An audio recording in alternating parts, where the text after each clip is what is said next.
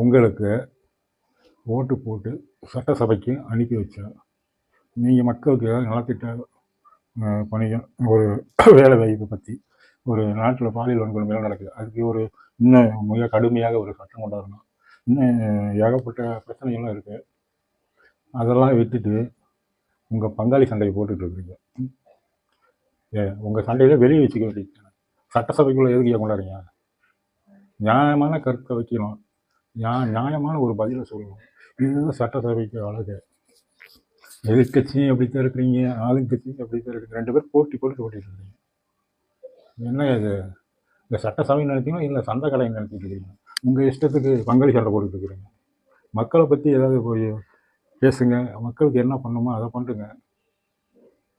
அதை விட்டுட்டு உங்கள் பங்காளி சண்டையை போட்டுட்டு இருக்கிறீங்க. அதுக்காக ஒரு நல்ல அரசியல் தெரிஞ்சு அரசியல் பண்ணுற ஒரு தகுதியுள்ள ஆளை தேர்ந்தெடுக்கணுங்கிறது. நீங்கள் எல்லாம் 2 பேருமே எதிர்கட்சியும் ஆளுங்கட்சி 2 பேருமே என்ன பண்ணுறீங்க? சினிமாவிலேருந்து வந்துட்டீங்க. அதனால் சினிமாவில் இருக்கிற டைலாக்கு சினிமாவில் என்ன பண்ணணுமோ அதை பண்ணிட்டு இருக்கிறீங்க. நீங்கள் அரசியல் பண்ணல.